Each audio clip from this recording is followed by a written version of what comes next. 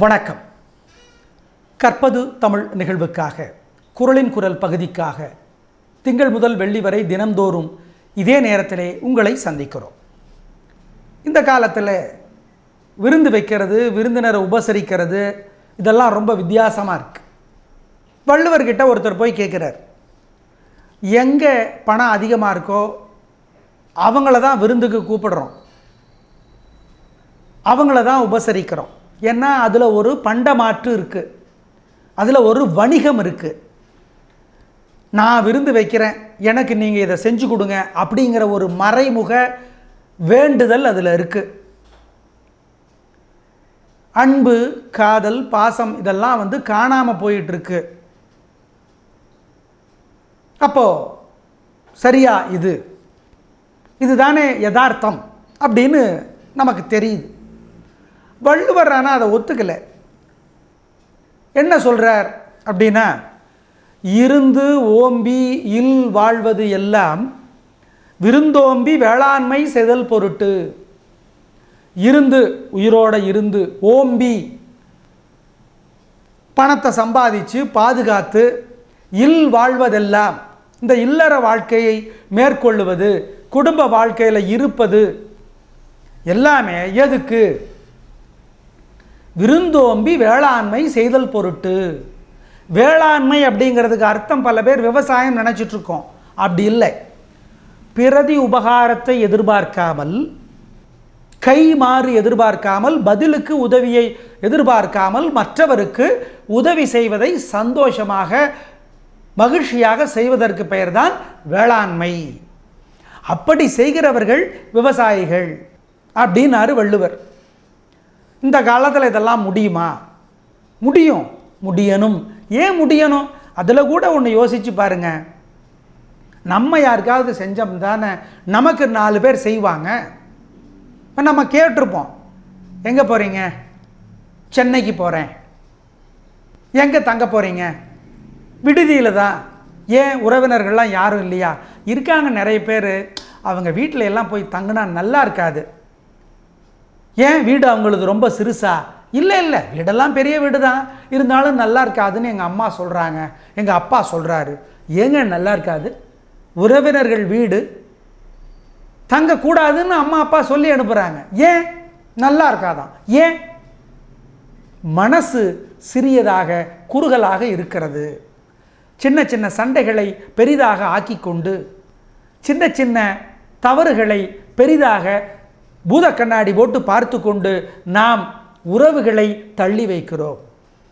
குடும்ப வாழ்க்கையினுடைய நோக்கமே விருந்து ஓம்பி விருந்தினர்களை வர சொல்லி அவங்களுக்கு உபசாரம் பண்ணி அதில் ஒரு சந்தோஷத்தை காணுவது. பெண்கள் பெண்மை மிகுந்தவர்கள், இரக்கம் மிகுந்தவர்கள். சாப்பிட சாப்பிட பெண்களுக்கு தான் வயிறு நிரம்பும், சாப்பிட்றவங்களை விட மனசும் நிரம்பும். ஆனால் நம்ம அப்படி இல்லை. யதார்த்தத்தில் இருந்து தான் பார்க்கலாமே. இருந்து ஓம்பி நம்ம இருக்கிறதனுடைய நோக்கமே அதுதாங்கிறார். அப்படி இருந்தால் தான் அதில் ஒரு சந்தோஷம் இருக்கும். நினச்சி பாருங்க, விடுதிக்கு போகிறோம், டிப்ஸ் அப்படின்னு ஒன்று கொடுக்குறோம் இல்லையா? டு இன்ஷூர் ப்ராப்பர் சர்வீஸ், அதுதான் டிப்ஸுங்கிறாங்க. அதாவது அவன் நல்ல முறையிலே பரிமாற வேண்டும், மரியாதையோடு பரிமாற வேண்டும், நல்ல உணவு வகைகளை நமக்கு பரிந்துரைக்க வேண்டும். உங்களை உறவினர் ஒருத்தர் வீட்டுக்கு வர சொல்லி, எதுக்கு நீங்கள் போய் வெளியே தங்குறீங்க, விடுதியில் போய் தங்குறீங்க, எங்கள் வீடு இருக்குல்ல, வாங்க நாங்கள் பார்த்துக்கிறோம், சமைச்சு போடுறோம், எவ்வளோ நாள் வேணால் தங்குங்க அப்படின்னு சொல்கிறதுக்கு ஒரு மனசு வேணும். சொல்கிறோமா? பல பேர் சொல்கிறது இல்லை. வந்தால் சிரமங்க, கஷ்டங்க. சிரமம் இருக்க தான் செய்யும். சைக்கிளில் ஏறி ஓட்டி கற்றுக்கணும்னா முட்டி காயப்படாமல் முடியுமா? மூச்சு திணறாமல் நீச்சல் கற்றுக்க முடியுமா? முட்டி காயப்படாமல் சைக்கிள் ஓட்ட முடியாது. அந்த மாதிரி தான் சில சிரமங்கள் இருக்க தான் செய்யும். விருந்தினர் வீட்டுக்கு தங்குனா சில சிரமங்கள் இருக்கும். அதை பெரிதாக எடுத்துக்கொள்ளக்கூடாது. அப்படி எடுத்துக்கிட்டோம்னா வாழ்க்கையில் எதையுமே நம்மளால் சாதிக்க முடியாது. எனவே இருந்து ஓம்பி இந்த குடும்ப வாழ்க்கையினுடைய ஒரு முக்கியமான நோக்கம் என்னன்னு கேட்டால், விருந்து ஓம்பி வேளாண்மை செய்தல் பொருட்டு. இந்த வேளாண்மைங்கிற வார்த்தை தான் முக்கியம். வேள்னா என்ன? ராஜான்னு அர்த்தம். ஆண்மைனா என்ன? அதுவும் ராஜாவை தான் குறிக்குது, கம்பீரத்தை தான் குறிக்குது. அப்போ ஒரு ஆண்மையான ஒரு கம்பீரம், ஒரு சிங்கம் நடந்து வருகிற பொழுது என்ன ஒரு கம்பீரம் வருகிறது, அந்த மாதிரி குடும்ப வாழ்க்கையினுடைய கம்பீரம் எதில் வரும்? நீங்கள் எத்தனை பேரை வீட்டுக்கு வர சொல்லி உபசாரம் பண்ணி சாப்பாடு கொடுத்துருக்கீங்க அப்படிங்கிறது தான்.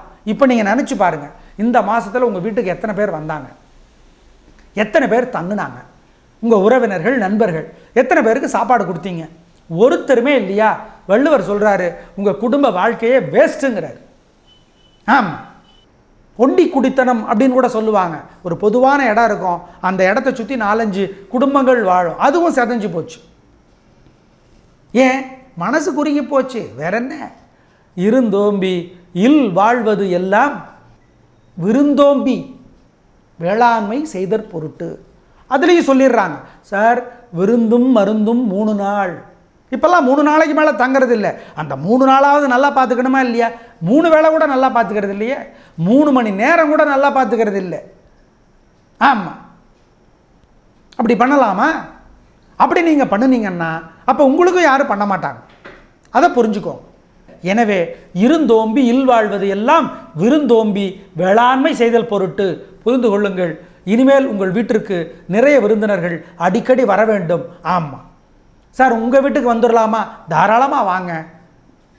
நாளை மறுபடியும் குரலின் குரல் பகுதியில் திங்கள் முதல் வெள்ளி வரை தினந்தோறும் சந்திக்கலாம். கற்பது தமிழ் நிகழ்விற்காக நன்றி, வணக்கம்.